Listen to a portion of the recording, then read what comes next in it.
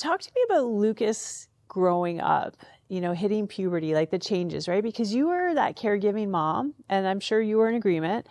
We're going to care for him forever. Like you thought, this was going to be my role for the rest of my life because this is what having a child with profound special needs means. Yeah. Yeah, and when you even asked Ryan about meeting Luke, he was just little. He was 6, and he was just this cute little boy. A 6-year-old in diapers isn't really that big of a deal. Mm-hmm. But a 16-year-old in diapers who's now screaming and aggressive and has behavioral challenges, and he's lashing out at his siblings. And so Ryan just kind of was dad right along with me being mom to Luke. And then when he began to go through puberty, that's when we were both like, oh, this is forever. And it's getting really, really challenging, and he's really hard. And that's when I really started to grieve the fact that I was a special needs mom. I don't even know that I viewed myself as like a special needs mom. I was just mom to my miracle baby Luke. But yeah, when his health was deteriorating, he ended up in ER a couple of times with panic attacks that resembled heart attacks. And Luke's screaming. We feel like the walls are caving in our rural Tennessee home that we thought we were going to live in forever. There's no resources, no support for families like ours. And it was like, we need to do something or we're going to die living out here. Like, this house is literally going to become our tomb if we don't figure out a solution. Wow. And you say this is a common thing you see among caregiving families, is that they never, ever want to put, that their special needs person in care because of obviously the vulnerability, the worry that someone won't love them the way that you love them or care for them that way, or abuse can happen. Mm-hmm. So what was that journey like for you to make that really tough decision? Because you ended up, he's living down the road right now from you where you live in Michigan. Yeah, it was a process. When he was a little boy, I promised, Luke, you're going to live with me forever and I'm always going to take care of you. And I truly believed it, that was my role, to be his mom and his caregiver forever. And then he began to grow up and go through puberty. And it was like, if a yes to being Luke's primary caregiver for the rest of his life is a no to so many other things in my life, including my marriage, his siblings, my future grandchildren, myself, because you devote your whole life to this one individual and to their care. And so I started processing, what would that look like if we were to create a home for him? And it was about 5 years of touring homes, of printing off all the materials, of meeting with the right people. And then we finally found a property in 2022. And it was just absolutely perfect. And in fact, the Lord even kind of gave us a God blink, is what I call it, because we requested to close on Lucas's birthday, which is August 12. And so our realtor called the seller and she said, they'd like to close on August 12 because that's their son's birthday. And the seller started to cry and she said, that's my birthday. And so we closed on this property. Ryan spent the next about year and a half renovating it. And then they moved in February 2024, Lucas and 3 other disabled young adults. And now they have 24/7 care. It's about 10 minutes down the road from our house. We see him often, and he's doing amazing. Yeah, that's the thing. A lot of people didn't understand that choice, but it saved your family. It probably saved your life. But how did he take it? Because he's actually loving it more than he loved living with you. I mean, sorry, Mom. No, but I mean, no, that's absolutely. What a blessing. Been a process, too. The first night was absolutely horrific because he did not understand why we were leaving him in this new house with a new bed and new people. We went home and laid in bed and cried and prayed all night because he just did not understand it. And then we went back the next day and we were like, hey, Luke.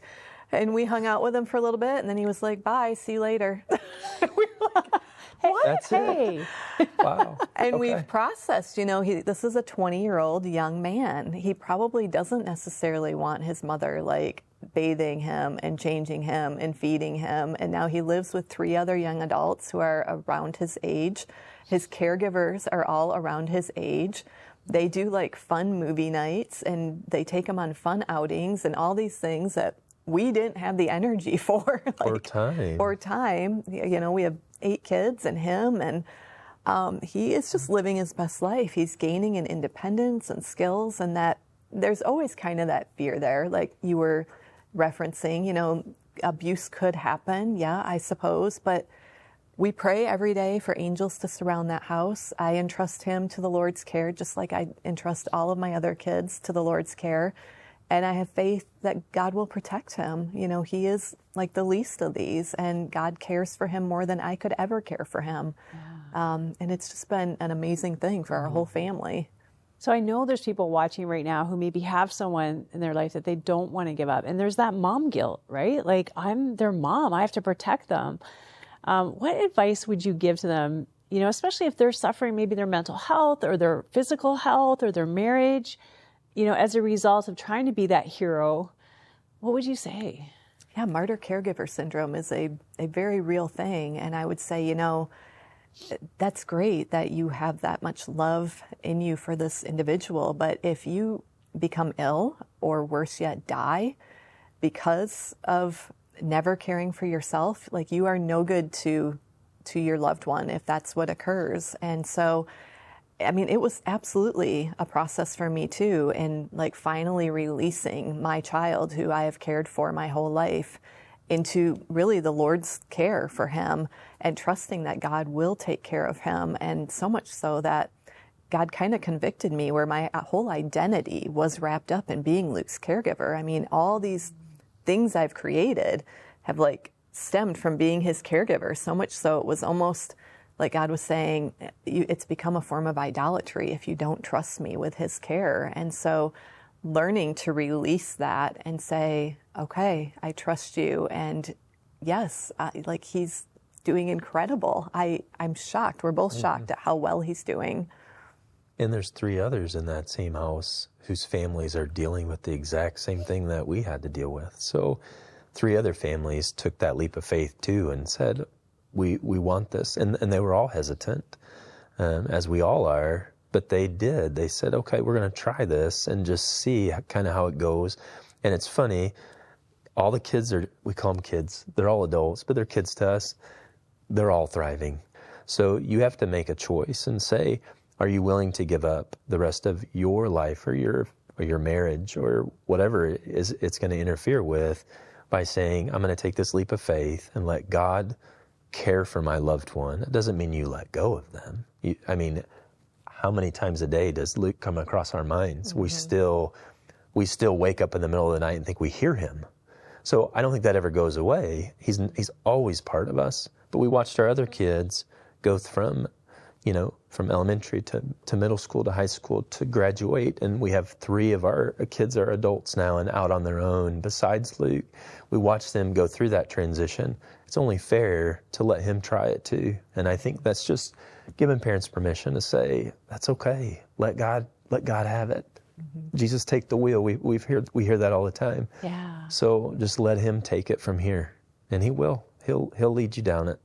That's so wise. And one of the things I appreciate too is that, you both really see Lucas as a gift from God. And Jessica, you were saying, there's so many things that wouldn't exist in this world if you hadn't had Lucas. So if you hadn't made that decision during your pregnancy to keep him, who was not even supposed to live, what wouldn't exist in the world today? What has Lucas inspired for both of you? It's interesting, even as you're asking this, I'm like, all of the inspiration came from his most challenging times as he was going through puberty. Like, up until the darkest days, we were just content to be mom and dad to Lucas. And then it got really dark. And that's when we created the nonprofit, the Lucas Project, which serves special needs families nationwide with a variety of programs and initiatives. That's when we created the Unseen documentary, How We're Failing Parent Caregivers and Why It Matters. That's when I created the podcast, Coffee with Caregivers, and the 4 books and all the advocacy work. And now we're working on another documentary called Uncertain, which will explore the housing crisis for disabled young adults and their families. So all of this stuff came from like our darkest days as parent caregivers to Lucas, because we were so desperate for some sort of resources and support. And so it's going back to that problem solver. Well, how are we going to solve this problem? And then our creations have helped so many other caregivers along the way. You're giving people the gift you never had. Yeah. Which is God bringing beauty, I think, out of hard things. Ryan, what gifts do you think Lucas has given you? How are you different because of him? You can't be self-centered when you have Lucas in your life, because, I look at him and think, sometimes I'm envious of how simple life is in his mind, because he wants very little, he expects very little, and he's always just happy. When we come around, he moves his head around and he knows you're there. And I've spent time with him in ICU, when he's had problems, and, just the presence of holding his hand, he senses me. Like, he's as close to Jesus. I think when they talk about the least of these in the Bible, he's that, but that doesn't diminish them. I don't think God is saying that these are the least, like the bottom of the barrel. These are the ones that we should look to. These are the ones that say, I don't need all of this. I have everything I need.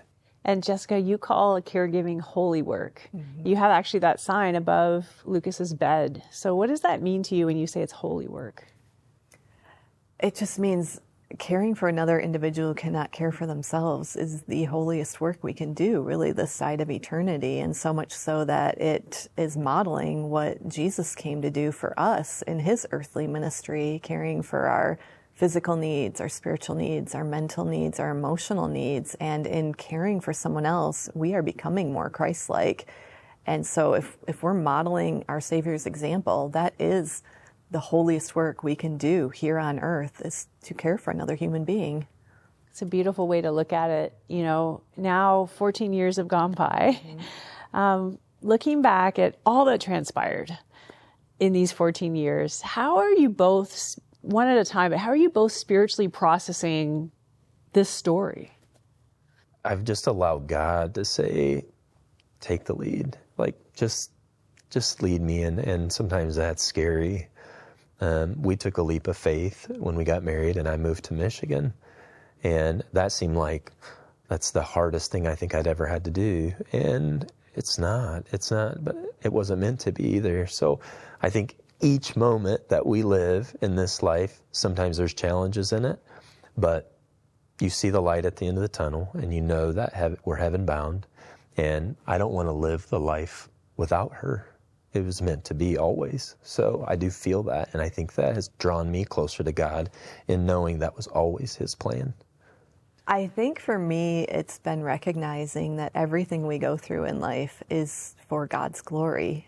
And there's a verse in Romans, and I believe it's Romans 11:26. I might have that wrong, but it's, to paraphrase, it's, why should we not go through hardships and trials? Because everything is to bring God glory. And I just look at our life and everything we've been through, and now sitting here with you even and sharing our story, it's all to bring God glory and to bring hope and encouragement to other individuals. And if our story, our humble little story, can do that, I mean, what greater gift that we can give to the world through our obedience. And as long as we continue to be obedient to whatever that next step is that he calls us to, and I'm pretty sure our life from here on out isn't just going to be super easy. I'm sure we'll have challenges, but it's our job to continuously be obedient, to follow his path, and then he will make beauty out of those ashes. Wow, beautiful. It's so inspiring how you've allowed God to take the most painful parts of your life and make it into something beautiful. And now taking the painful parts with Lucas and using it to encourage other caregivers who are on the same journey, who feel so alone, who don't feel seen. Thank you for doing that, because I think it's going to mean a lot of things to a lot of different people. Yeah, I hope so.